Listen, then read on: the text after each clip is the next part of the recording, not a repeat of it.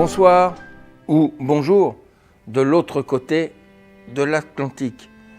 Aujourd'hui, je voudrais vous emmener dans un cimetière, le plus grand cimetière de France, historique, sur 44 hectares, où il y a 3 500 000 personnes qui rentrent à l'année. C'est le 3e monument historique visité en France. Avant, il y a la Tour Eiffel et le Louvre. Donc je ne suis pas là pour vous faire un cours historique, mais c'est pour vous situer où se trouve ce que je veux vous parler. C'est la plus grande chose que j'ai faite de ma vie, car c'est unique. Une sépulture énergétique n'est pas...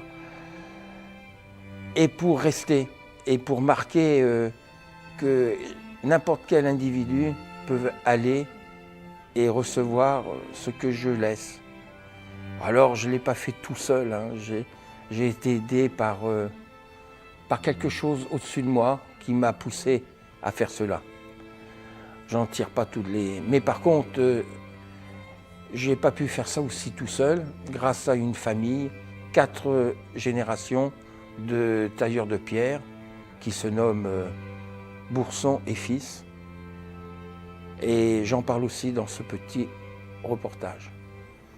Voilà, quoi dire de plus? Je vous dirai quelque chose à la fin de ce reportage, car je me dévoile un peu, mais c'est le jeu. C'est le jeu de faire partager ce que j'aime, ce que je fais. Voilà, prenez ça avec amour universel. Je demande à la régie de lancer. Donc, je vais vous emmener dans les dédales de ce cimetière historique. Si vous voulez bien me suivre, venez.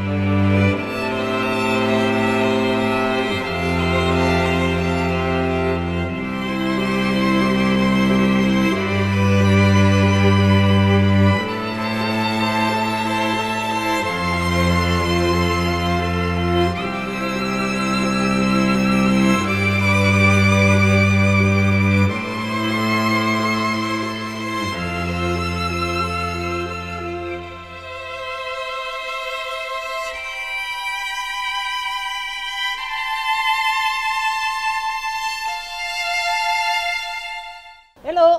Oh là, il y a longtemps qu'on s'est... longtemps qu'on s'est pas vu. Oui, et vous? Ça va. Ça va, hein? Je bricole. Bricole. Faire mes visites, quoi. Alors, elle marche ma Bien sépulture? sûr, très, Elle très marche? bien, oui, oui. Bon. En plus, c'est magnifique.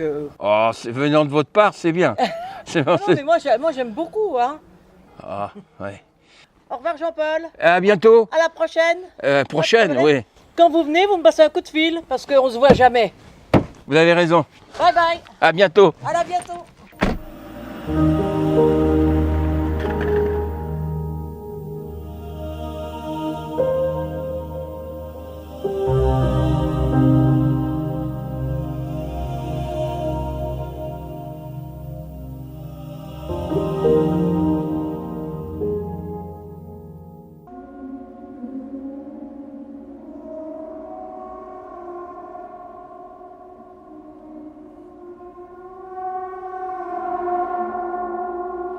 Et ben voilà, on est arrivé au lieu où je veux vous faire démontrer que tout peut exister quand on le veut bien.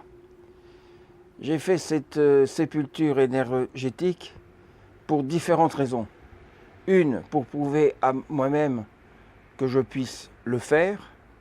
2, trouver les gens qui sont capables de pouvoir faire tel que je le souhaitais. Je l'ai trouvé avec la famille Bourson, 4 générations qui sont dans les tailles de pierre. Je vous en reparlerai plus tard.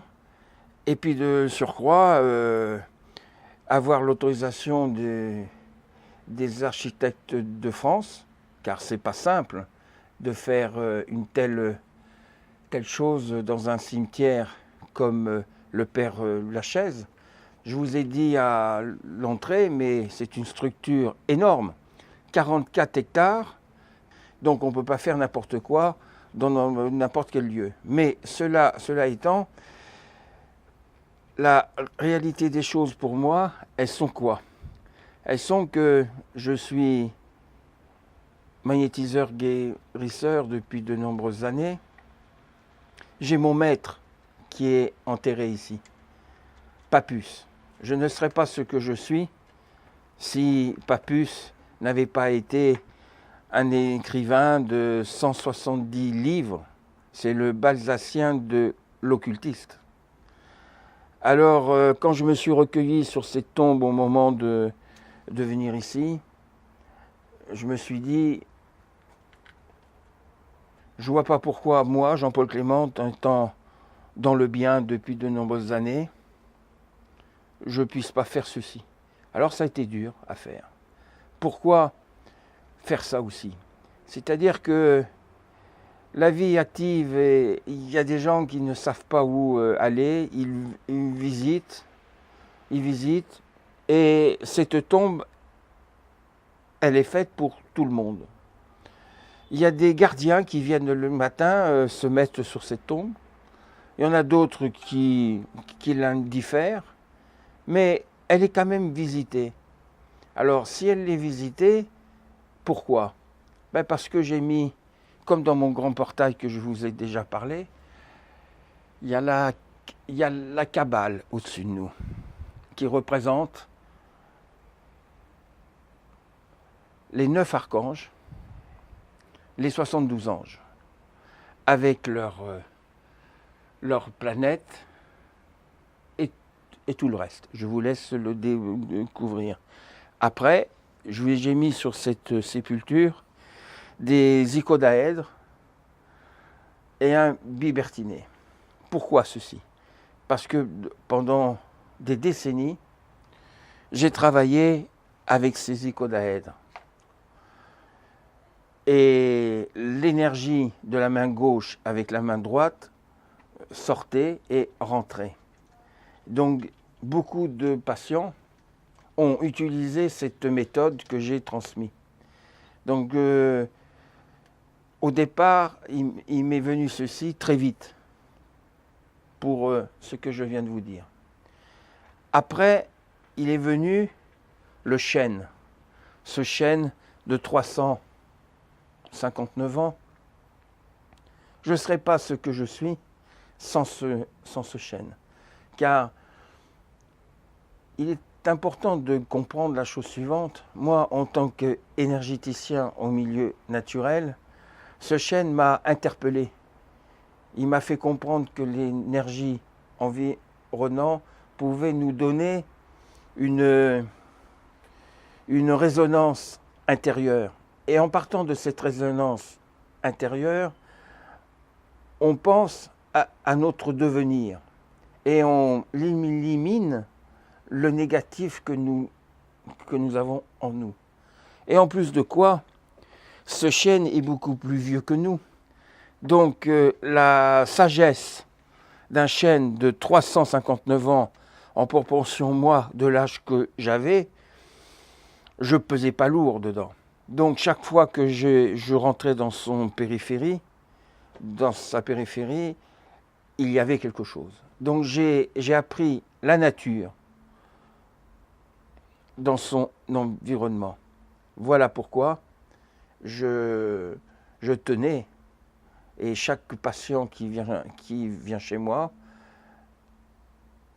reçoit de l'énergie de mon propre chêne. Pourquoi? Parce que j'ai des photos et je démontre que le corps éthérique de ce chêne transmet de l'énergie. Et ça en 3-4 minutes, car j'ai fait des formations en France autour de ce chêne. Alors voilà la deuxième chose. La troisième que je vous ai parlé très brièvement tout à l'heure, c'est la Kabbale. La Kabbale représente le céleste, représente le présent futur. Et voilà. Et comme je vous ai raconté dans d'autres émissions, il y a le 972 céleste qui est déposé dans 49 pays, qui représente une marque. et représente une méthode. Cette méthode, dans les mois et les années qui viennent, je vais la transformer pour la vendre. Transformer, ça veut dire quoi? Je vais arrêter pratiquement de travailler pour pouvoir communiquer, transmettre, donner, faire référence aux différentes pathologies qu'on peut faire avec. Et alors, ce 972 céleste ne m'appartient pas. C'est venu parce que je remercie le divin de m'avoir poussé à donner à des patients quand ils venaient chez moi. Je leur magnétisais de l'eau et je leur faisais un petit croquis, un petit dessin. Je vous l'ai dit souvent dans d'autres émissions. Tout est parti de là. Alors, mis bout à bout, toutes ces choses-là, quand j'ai voulu commencer à faire une sépulture énergétique, j'ai commencé par mes icodaèdres, mon bibertiné, j'ai commencé par mon chêne. Après, il était tout naturel que je mette mon 972 qui donne de l'énergie avec le céleste. Dans un cimetière, il n'y a pas que du négatif, il y a surtout du bénéfice. Bénéfice de quoi? De la bonté. La mort n'est pas négatif, c'est une résurrection. Ce n'est pas une religion, c'est au-delà de la lumière. Et je dis, et je persiste à dire, même que j'ai aucune preuve à vous donner, une âme est immortelle. La seule chose qu'il y a, c'est le corps qui est mortel. Alors voilà. Donc tout ce qu'on peut faire autour, c'est des peurs ancestrales, c'est le manque de connaissances, la peur de l'inconnu, donc et toutes ces histoires. Donc moi, j'arrive à faire certaines choses correctement. Si je ne fais pas d'autres choses, eh ben, je ne le fais pas. Mais cela étant, j'ai beaucoup de gens qui me sollicitent, je les aide et je leur donne la paix. Quand on vient dans mon établissement, je ne me souviens pas, humainement, que quelqu'un m'a dit qu'il n'y avait pas la paix chez moi. Donc tout est possible à travers la paix. Il ne faut pas avoir peur du lendemain. Il ne faut pas avoir peur de l'inconnu. Il ne faut pas avoir peur d'un cimetière. C'est plutôt, non, je ne vais pas dire rigolo, mais c'est l'histoire. Ce cimetière est l'histoire de la France, avec des étrangers qui sont venus s'implanter au milieu de nous. Et ça veut dire quoi au milieu de nous? C'est ce que j'ai fait, l'amour universel. Des étrangers se sont mêlés à nous et se sont enracinés. Ce n'est pas des personnes du débarquement qui gardent non, c'est des gens qui ont aimé notre terre et qui ont aimé la France et qui ont aimé notre culture. Dans le monde, on n'est pas les seuls. Il y a différentes cultures. Je marie différentes cultures. Je marie l'amour universel. Voilà. À ce titre, je vais vous emmener sur la tombe d'Édith Piaf. Je vais lui mettre une rose parce qu'elle a chanté toujours l'amour. Comme j'ai lancé et créé la chaîne d'amour universelle, et dans la mesure où elle est à quelques centaines de mètres de ma sépulture, je vais lui donner une rose. Donc, à très bientôt. Merci de me suivre avec amour universel. Une petite musique sonore.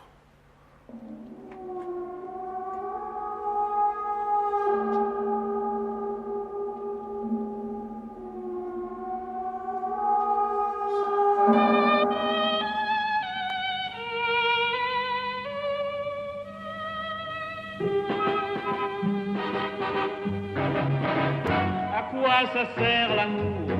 On raconte toujours des histoires insensées, à quoi ça sert d'aimer?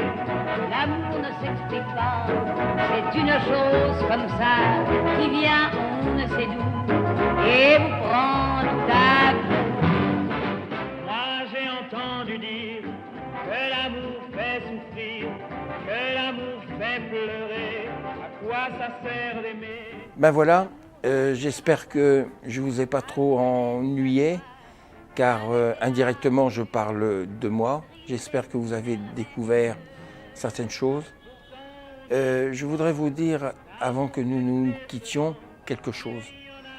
J'ai parlé et j'ai été sur la tombe d'Édith Piaf. Je pense que c'est une personne qui m'a apporté beaucoup. Elle a apporté à beaucoup de gens par son talent, par sa gentillesse. Et j'ai quelqu'un, Laura Hilden, elle a marqué beaucoup cette personne, étant artiste. Je veux lui rendre hommage, car toute sa vie, elle a eu cette anecdote avec Édith Piaf. Édith Piaf était en train de répéter son tour de chant à l'Olympia et Édith Piaf voulait être seule. Elle a viré tout le monde dans la salle et dans les coulisses, sauf Laura Hilden. Et en me passant, elle lui a tenu la joue. Et ça, c'est de l'amour universel. Et je voulais lui rendre hommage. C'est gratuit. Vous savez, l'amour universel, c'est gratuit. Mais pour Laura Hilden, elle l'a tenu dans son cœur. Et puis d'autre part, je voudrais rétablir quelque chose de simple. On a beaucoup parlé de Théo Sarapo. Théo Sarapo s'est marié, comme tout le monde le sait, avec Édith Piaf, mais on a parlé un peu durement. Ils se sont mariés par amour. Il s'est marié par amour, mais il a épousé ses dettes et il les a payées intégralement. Et ça, je tenais à rétablir ceci. Voilà. Et l'amour est le plus fort. À bientôt. Au revoir.